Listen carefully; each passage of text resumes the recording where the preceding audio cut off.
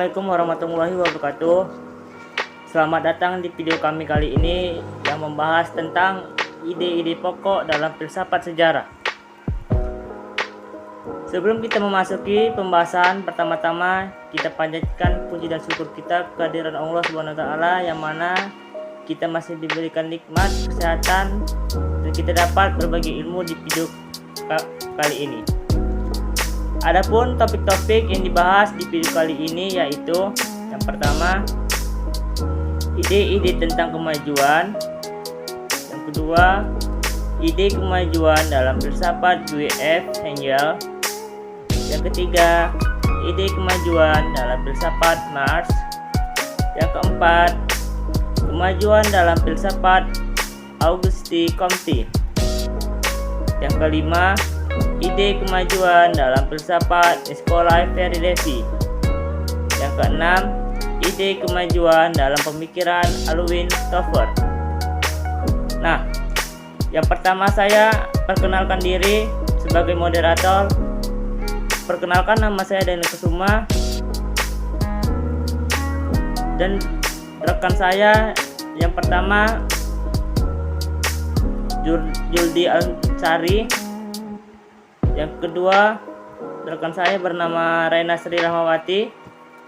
Baiklah, saya di sini pemateri pertama yang berjudul ide tentang kemajuan. Ide tentang kemajuan merupakan hal yang tidak dapat dipisahkan dalam sejarah kehidupan manusia. Manusia dengan ide tentang kemajuan itu telah mengubah dunia alamiahnya menjadi lebih nyaman untuk dihuni. Ide tentang kemajuan dalam sejarah filsafat telah ada sejak filsuf Yunani kuno. Heraklitus berpendapat bahwa realitas itu tidak tetap semuanya mengalir.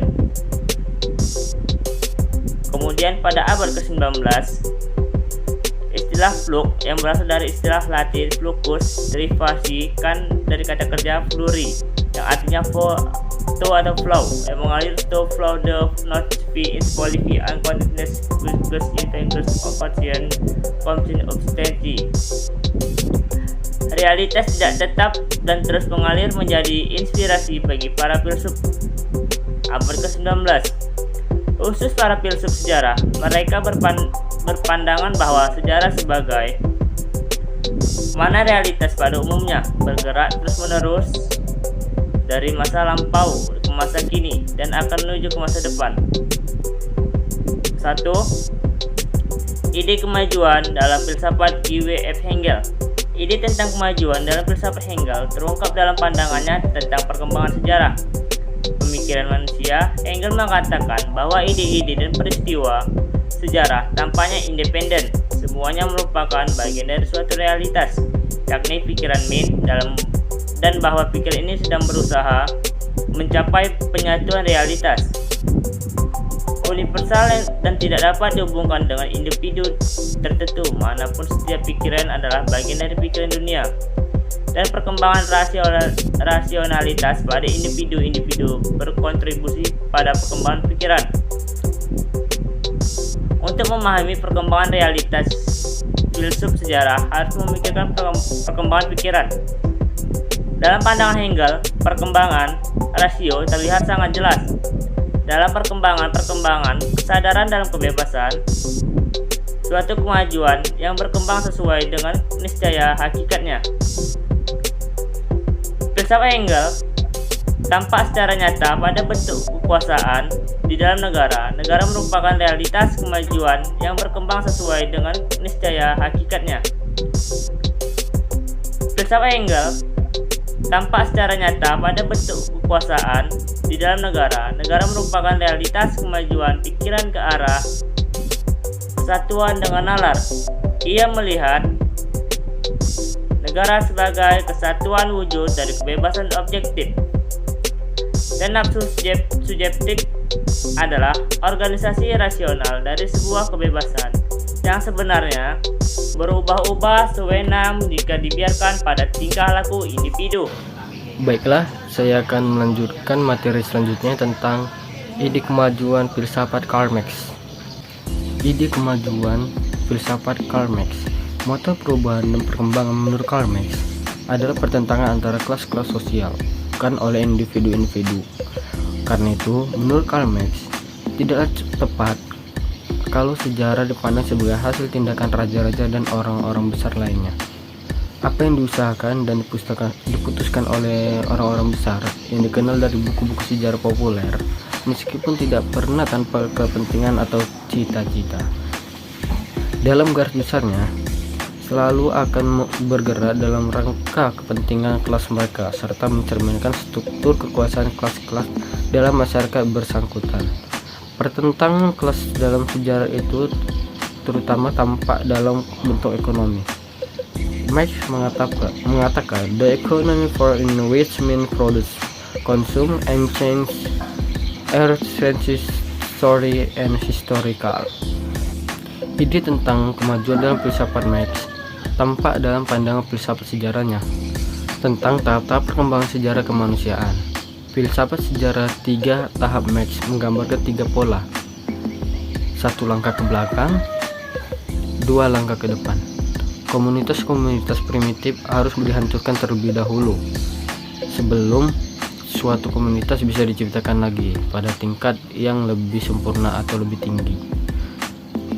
Materialisme historis menekankan bahwa tahap-tahap berurutan dalam menghancurkan ini juga sebagai pembawaan penjedaan ketika para produsen dan dengan cepat terpisah dari sarana-sarana produksi mereka. Kerja mereka menjadi lebih produktif. Pemisahan ini berlangsung secara ekstrim dalam kapitalisme yang notabene juga salah satu tahap di mana perkembangan kekuatan produksi mencapai tingkatan yang paling tinggi. Marx membedakan 3 tahap umat manusia. Tahap pertama adalah masyarakat purba sebelum pembagian kerja dimulai. Tahap kedua yang masih berlangsung adalah tahap pembagian kerja sekaligus hak milik pribadi dan tahap keterasingan. Tahap ketiga adalah tahap kebebasan, yaitu apabila hak milik pribadi sudah dihapus. Jadi sistem hak milik pribadi bukan sebuah kecelakaan, melainkan tahap yang pasti dalam perjalanan umat manusia ke tahap kebebasan. Tahap hak milik pribadi tak terelakkan karena pembagian kerja tak terelakkan. Hanya melalui pembagian kerja, umat manusia dapat menjamin keberlangsungan hidupnya. Karena itu, meskipun keterasingan manusia dinilai negatif, ia merupakan tahap yang harus dilalui oleh umat manusia. Masyarakat masa depan yang diidealkan oleh Karl Marx adalah komunisme. Dalam manuskrip 3, seperti yang dikutip oleh Fromm, Marx menegaskan komunisme merupakan penghapusan kepemilikan pribadi secara positif, penghapusan aliansi dari manusia, dan karena itu merupakan apresiasi nyata dari watak manusia melalui dan untuk manusia. Komunisme oleh karenanya merupakan pengembalian manusia sendiri sebagai makhluk sosial, yakni sebenar-benarnya manusia, sebuah pengembalian yang lengkap dan sadar yang mengasimisasikan semua kekayaan perkembangan sebelumnya. Komunisme sebagai naturalisme yang paling maju adalah humanisme, dan sebagai humanisme yang paling maju adalah naturalisme. Komunisme merupakan resolusi definitif atau antagonisme antara manusia dan alam. Sebenarnya atas konflik antara eksistensi dan esensi, antara objektivitas dan afirmasi diri, antara kebebasan dan pengekangan, antara individu dan masyarakat. Komunisme adalah solusi atas teka-teki sejarah dan mengetahui bahwa dirinya merupakan solusi ini. Komunisme adalah fase penegasian dari fase sebelumnya, dan sebagai konsekuensinya untuk tahap perkembangan sejarah berikutnya adalah fase pembebasan rehabilitasi manusia. Komunisme merupakan bentuk masa depan yang diperlukan dan dibutuhkan oleh manusia. Ide kemajuan dalam filsafat Auguste Comte. Auguste Comte adalah pendiri aliran filsafat positivisme yang anti metafisis. Ia hanya menerima fakta-fakta yang ditemukan secara positif ilmiah. Baginya, tidak ada gunanya mencari hakikat kenyataan. hanya ada satu hal yang penting, yaitu savoir pour prévoir, mengetahui supaya siap untuk bertindak, mengetahui supaya manusia dapat menantikan apa yang akan terjadi. Manusia harus menyelidiki gejala-gejala dan hubungan-hubungan antara gejala-gejala ini supaya ia dapat meramalkan apa yang akan terjadi. Hubungan-hubungan antara gejala-gejala oleh Comte disebut konsep-konsep dan hukum-hukum. Hukum-hukum ini bersifat positif. Positif dalam pengertian Comte adalah yang berguna untuk yang diketahui. Manusia tidak mengetahui sesuatu fenomena, dan pengetahuan tentang fenomena itu sifatnya relatif, tidak mutlak. Manusia tidak mengetahui hakikat, tidak juga kenyataan yang dihasilkan oleh fakta, melainkan hanya hubungan antar fakta yang berurutan atau sama. Hubungan-hubungan ini bersifat tetap, selalu sama dalam keadaan yang sama. Kesamaan yang tepat yang menghubungkan fenomena bersama-sama, dan rangkaian yang menyatukan fenomena sebagai anteseden dan konsekuen adalah ketentuan hukum-hukum fenomena itu. Hukum-hukum fenomena adalah keseluruhan yang diketahui mengenai fenomena. Hakikat alamiah fenomena adalah sebab-sebab akhirnya yang pasti atau final tidak diketahui dan tak dapat mengerti. Sejarah umat manusia juga jiwa manusia, baik secara individual maupun secara kelompok, berkembang menurut hukum 3 tahap, yaitu tahap teologi atau fiktif, tahap metafisika atau abstrak, dan tahap ilmiah atau positif. Cara berpikir manusia dalam sejarah dipengaruhi oleh 3 tahap ini. Tahap teologi merupakan tahap pertama atas setiap perkembangan jiwa manusia atau masyarakat. Manusia dalam tahap ini selalu berusaha mencari dan menemukan segala sesuatu yang ada. Gejala atau fenomena yang menarik perhatian selalu dikaitkan atau diletakkan dalam kaitannya dengan yang mutlak. Manusia dalam tahap ini selalu berusaha untuk mempertanyakan hal-hal yang paling sukar sejalan dengan tingkah laku dan perbuatannya. Manusia dengan melalui intuisinya menganggapkan bahwa hal-hal yang paling sukar tadi harus dapat diketahui dan dikenalnya. Pada tahap teologi atau fiktif ditandai dengan bentuk masyarakat yang diatur oleh para raja yang menyatakan diri sebagai wakil dari Tuhan di dunia ini. Di samping lahirnya para rohaniawan yang bertugas sebagai penerjemah dan sekaligus perantara antara manusia dengan Tuhan. Sedangkan susunan masyarakat pada zaman ini adalah masyarakat yang bersifat militer. Tahap metafisik merupakan tahap peralihan, yaitu dari kanak-kanak yang berkembang ke masa dewasa harus melalui masa remaja. Pada tahap ini, jiwa manusia telah mampu melepaskan diri dari kekuatan adikodrati dan beralih ke kekuatan abstraksi. Pada saat ini, istilah ontologi mulai dipergunakan akal budi yang merupakan satu-satunya kekuatan yang dipergunakan manusia untuk menerangkan adanya segala sesuatu. Sehingga berkat kemampuan abstraksi tadi, manusia mampu pula untuk menerangkan hakikat atau substansi dari segala sesuatu yang ada. Tahap metafisik dalam sejarah hidup manusia adalah ketika manusia berada dalam abad pertengahan dan Renaissance. Jika dalam teologi kesatuan keluarga merupakan dasar kehidupan bermasyarakat, maka dalam metafisik negaralah yang merupakan dasarnya. Rezim yang lama menjadi mundur karena tampilan kritisme yang radikal. Pemikiran manusia dalam tahap metafisik ini tidak lagi diarahkan kepada bahwa barang sesuatu itu ada, melainkan diarahkan kepada apanya barang sesuatu itu ada. Kemajuan pemikiran manusia ini digambarkan oleh Comte. Tahap positif merupakan tahap jiwa manusia yang telah sampai pada pengetahuan yang pasti, jelas, dan bermanfaat. Tidak lagi abstrak. Pada tahap ini, perkembangan jiwa manusia sampai pada tahap yang paling akhir, yang juga merupakan tahap pembebasan manusia yang sebenarnya. Manusia tidak lagi dipengaruhi oleh kekuatan-kekuatan atau pengertian-pengertian adikodrati atau metafisik yang tidak dapat dibuktikan secara nyata. Manusia sekarang mencari dan membutuhkan pengetahuan yang real yang hanya dapat dicapai melalui pengamatan, percobaan, dan perbandingan di atas hukum-hukum yang umum. Jika dalam tahap metafisik, manusia tumbuh dan berkembang dalam suatu susunan masyarakat feodal, maka dalam tahap positif ini, menurut Comte, kehidupan masyarakat akan diatur oleh kaum elit cendekiawan dan industrialis dengan rasa kemanusiaan sebagai dasarnya.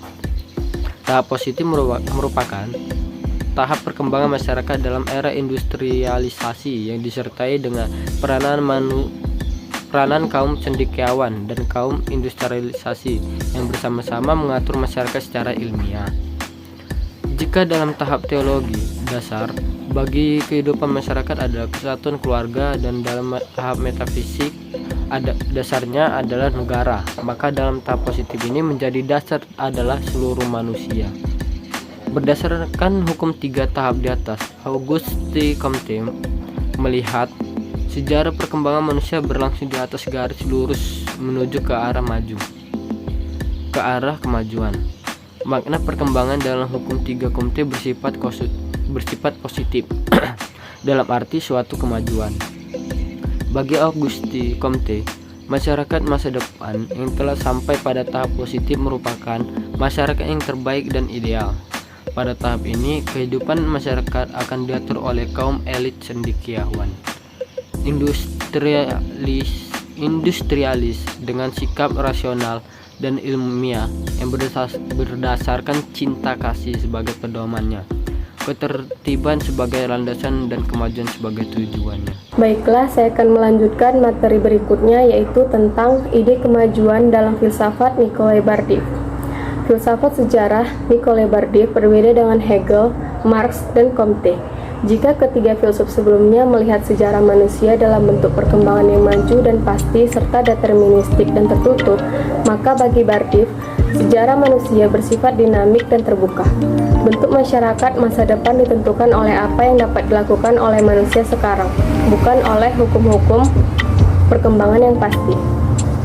Filsafat sejarah tidak dapat menyelesaikan masalah kemanusiaan dengan tuntas. Kesejarahan manusia tidak dapat diselesaikan dengan membuat suatu rancangan masa depan yang pasti. Kesejarahan manusia hanyalah arena yang di dalamnya manusia berjuang untuk membebaskan diri dari berbagai keterkaitan dan pendudukan yang menghadang eksistensinya. Ide kemajuan dalam pemikiran Berdyaev berkaitan dengan pandangannya tentang filsafat sejarah. Sebagaimana halnya Hegel, Marx, dan Comte, Berdyaev membagi sejarah manusia menjadi 3 dimensi, yaitu masa lampau, masa kini, dan masa depan. Masa lampau adalah masa yang telah berlalu, yang di dalamnya manusia mengalami berbagai peristiwa kemanusiaan. Kejadian-kejadian atau peristiwa-peristiwa yang dialami manusia di masa lampau itu senantiasa mewarnai dan mempengaruhi jalan hidupnya pada masa kini dan masa depan. Masa kini adalah waktu yang paling real, manusia masih menghayati dan merasakannya. Masa kini merupakan saat yang paling konkret dan langsung dihayati oleh manusia. Masa kini itu berisi muatan masa lampau dan proyeksi ke masa depan. Masa depan adalah pintu harapan sekaligus juga tantangan bagi manusia untuk melakukan sesuatu yang lebih baik bagi hidupnya. Pandangan sejarah berdimensi 3 ini di dalamnya mengandung aspek perkembangan. Perkembangan yang dialami manusia itu berbeda kualitasnya. Ada yang mengalami perkembangan sangat padat dan intens, penuh makna, namun ada pula yang mengalami perkembangan yang kempis dan tidak bermakna. Perkembangan, bagaimanapun wujudnya, selalu bergerak ke arah kemajuan. Perkembangan dari masa lampau ke masa kini dan masa depan di dalamnya terkandung ide kemajuan atau progres. Bagi Berdyaev, ide tentang kemajuan merupakan hal fundamental dari metafisika sejarah. Ide tentang kemajuan mengandung makna yang bersifat teologis dan merupakan tujuan dari perkembangan sejarah serta inti dalam proses sejarah. Filsafat sejarah tanpa memiliki ide tentang kemajuan tidak bermakna. Proses sejarah selalu mengandaikan adanya perkembangan ke arah yang lebih baik secara kualitas, yang berarti meningkatkan dan sering disebut dengan istilah kemajuan. Kemajuan dan proses sejarah tidak dapat dipisahkan. Artinya, berbicara tentang proses sejarah juga berbicara tentang ide kemajuan. Kemajuan menurut Berdiev di dalamnya mengandung kebebasan kreatif, namun itu tidak bersifat menyeluruh.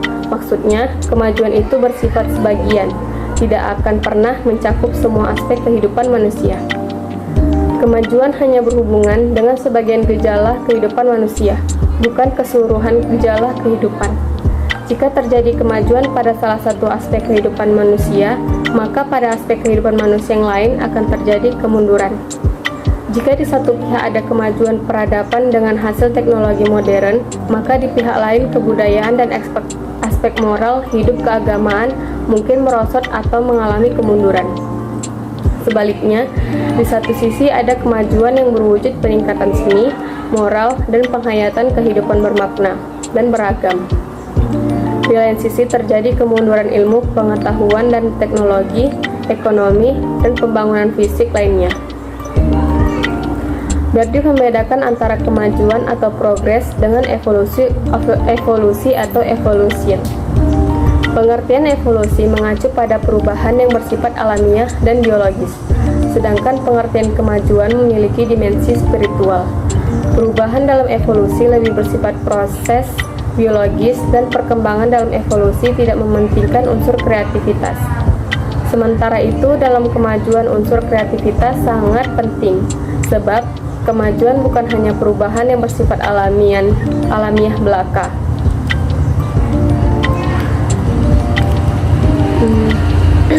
Di dalam konsep kemajuan terkandung pengertian kebaruan.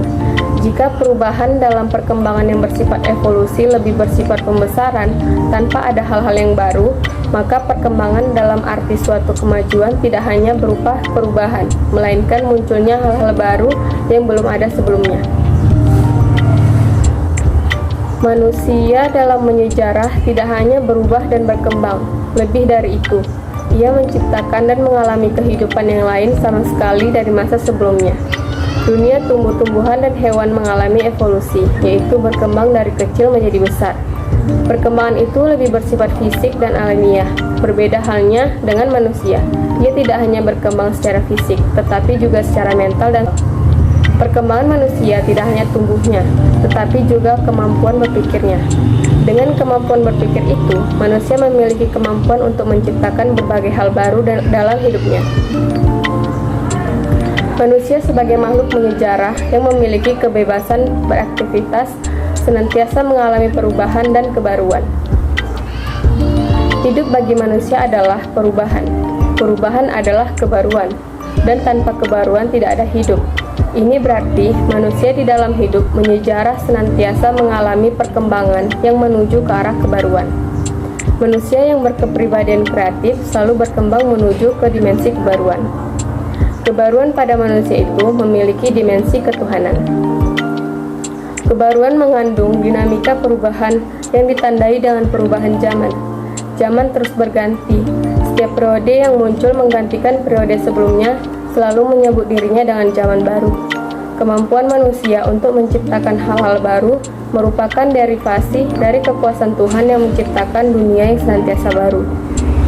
Kemampuan manusia untuk menciptakan hal-hal baru dalam menyejarah merupakan konsekuensi dari kemampuan kreatifnya.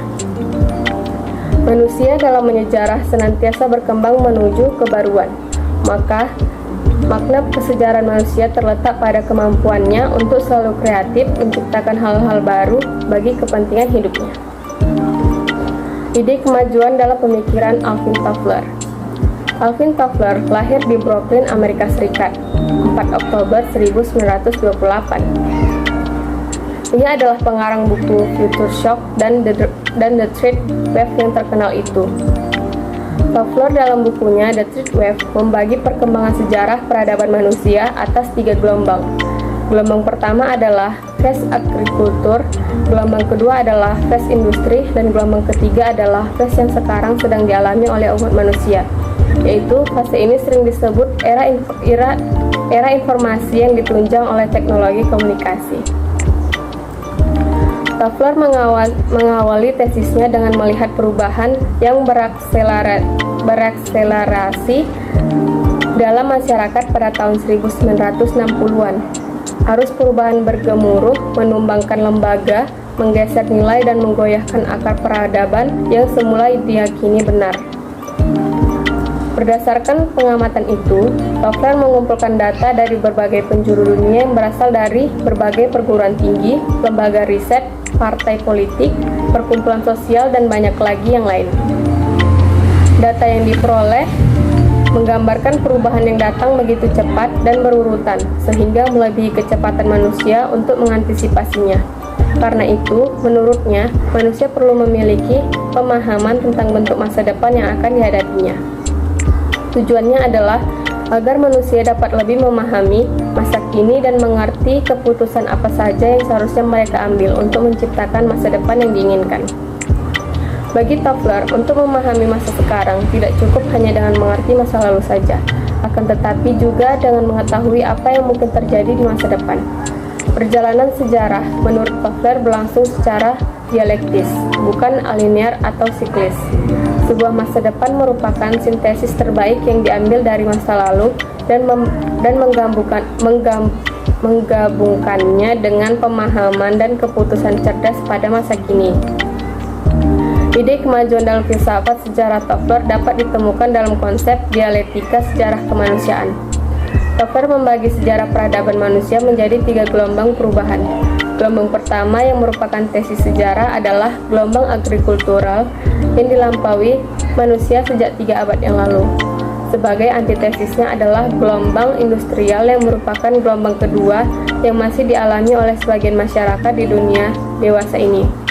Sebagai sintesisnya adalah gelombang ketiga yang disebut oleh Toffler sebagai gelombang superindustrial atau informasi. Fase gelombang superindustrial atau informasi ini telah dimasuki sebagian negara-negara di dunia. Inilah penjelasan video kami kali ini yang berjudul Ide-ide pokok dalam filsafat sejarah. Semoga video kami ini bermanfaat, dapat menambah ilmu teman-teman. Terima kasih teman-teman yang sudah meluangkan waktu menonton video dari kami. Jika ada kesalahan dan pencapaian, saya sebagai moderator, saya mohon maaf. Lebih dan kurang saya mohon ampun. Wabillahi taufiq wal hidayah. Wassalamualaikum warahmatullahi wabarakatuh.